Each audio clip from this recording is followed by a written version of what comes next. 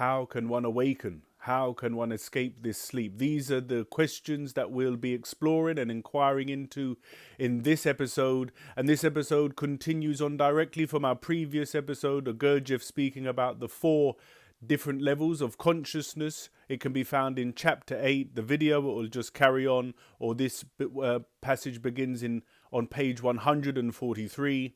And as often occurs in Search of the Miraculous and Gurdjieff's work, we have this duality. We have sleep and awakening, unconscious and conscious, the nature of the individual currently, but also their potential and possibilities. And so in the previous section, Gurdjieff discussed the 4 levels of consciousness and how one exists in sleep and has to make efforts to wake up out of sleep to reach the 3rd state of consciousness.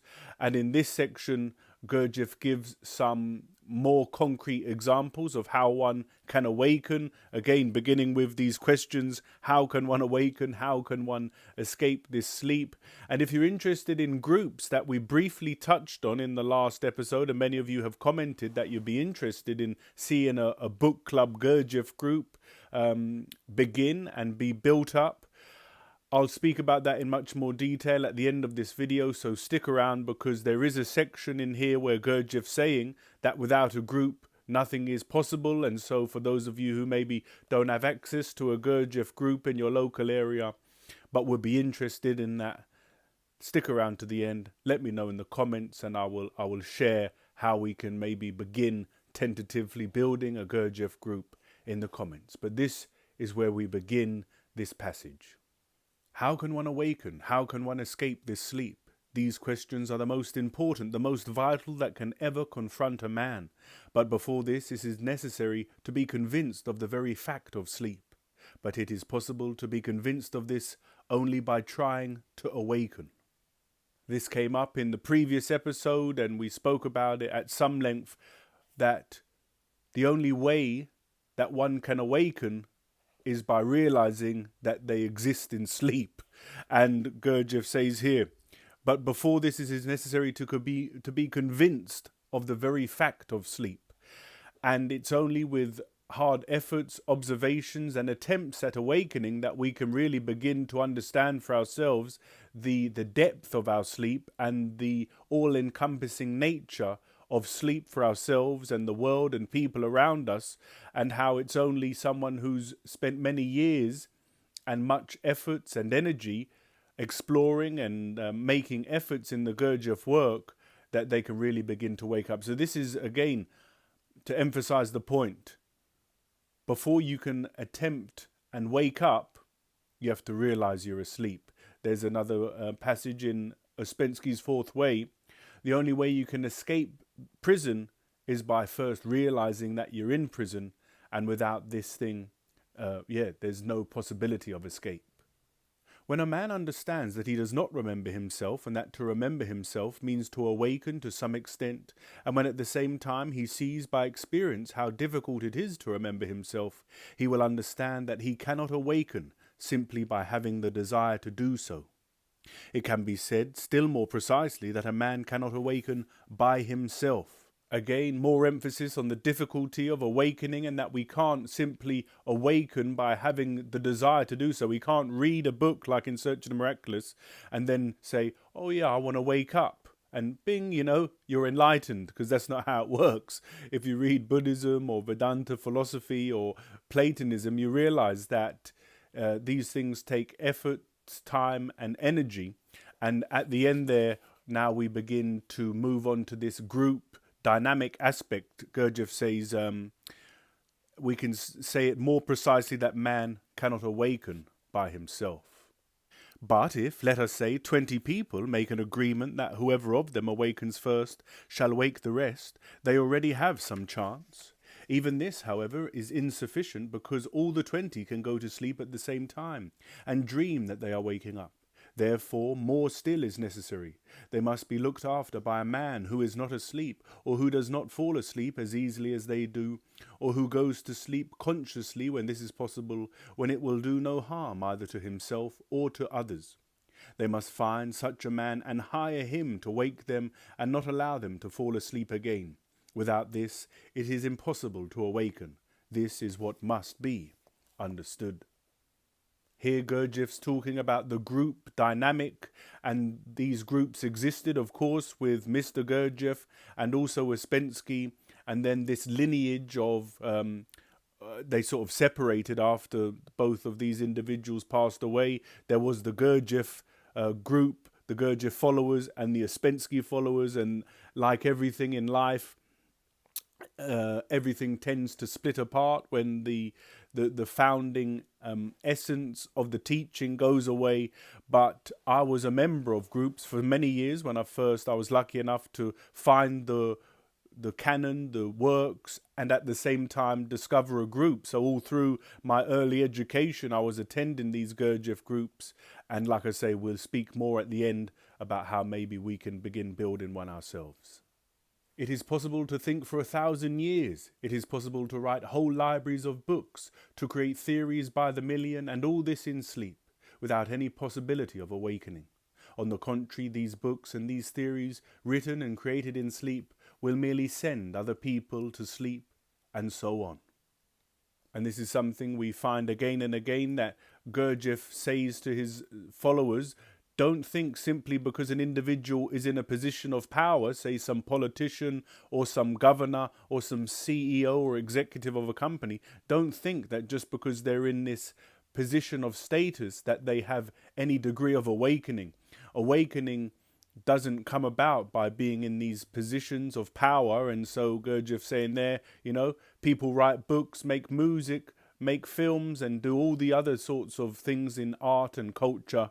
But all this is done in sleep, and all this will send people into deeper sleep. Now turn your attention to what I have pointed out to you before. A fully developed man, which I call man in the full sense of the word, should possess 4 states of consciousness. Ordinary man, that is, man number 1, number 2, and number 3, lives in 2 states of consciousness only. He knows, or at least he can know, of the existence of the 4th state of consciousness. All these mystical states and so on are wrong definitions, but when they are not deceptions or imitations, they are flashes of what we call an objective state of consciousness. And this is what I've alluded to a few times in this video and the last one. Gurdjieff would say man without quotation marks. A man that exists in the 4th state of consciousness is a man without quotation marks. A true man, like he's saying here, a man in the full sense of the word should possess 4 states of consciousness. And so this is an aspiration for us, a potentiality that each and every one of us who are interested in these ideas have. Enlightened beings are not all over the place. You don't meet them every day. And when you do meet them, if you have a desire and a devotion to these sort of ideas, if you ever met an enlightened being, you would do your best to befriend them and spend time with them and learn from them.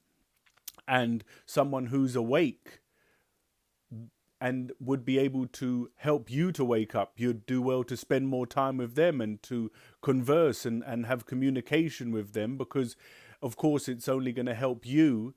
You need to be around individuals who are interested in waking up, or even on this channel and this group that maybe will start, and through that we have a greater potential for awakening.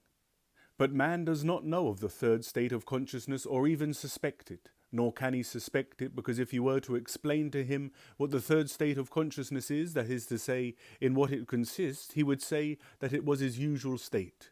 He considers himself to be a conscious being governing his own life. Facts that contradict that he considers to be accidental or temporary, which will change by themselves. By considering that he possesses self-consciousness, as it were by nature, a man will not, of course, try to approach or obtain it. And yet without self-consciousness or the 3rd state, the 4th, except in rare flashes, is impossible. Knowledge, however, the real objective knowledge towards which man, as he asserts, is struggling, is possible only in the 4th state of consciousness. That is, it is conditional upon the full possession of the 4th state of consciousness. Knowledge which is acquired in the ordinary state of consciousness is intermixed with dreams. There you have a complete picture of the being of man number 1, 2, and 3. Again, an emphasis on the fact that without the third state of consciousness, self-consciousness, one can't move into objective consciousness. And Gurdjieff saying again there, if you talk to someone and say, oh yeah, there's another state of consciousness that exists that you have the potential to acquire and experience, but you don't have currently, people won't believe you and they won't be interested because they feel they have it already. And so that was that passage about Gurdjieff talking about awakening. All of these points need to be sort of digested and contemplated. And now I just want to speak briefly about this potential group that we could create. I have a Discord server, a book club Discord server, and there's a general group there, but there's also an In Search of the Miraculous group. So I feel that this would be the best place to have our Gurdjieff group. If anyone's interested, in the description you'll find the link to the Discord server. I think it's invitation only, or I mean, if you click the link, see what it says. I might need to allow you in. I haven't been very active there, obviously. I've tried to get it off the ground a few times, but if you guys are interested in that, and let me just share a few things why it's important, why a group is important, and particularly in this instance of this Discord group, because if people are reading the books, maybe they could share a quote in the group, and then you log into the group and you see the quote, and then that inspires you.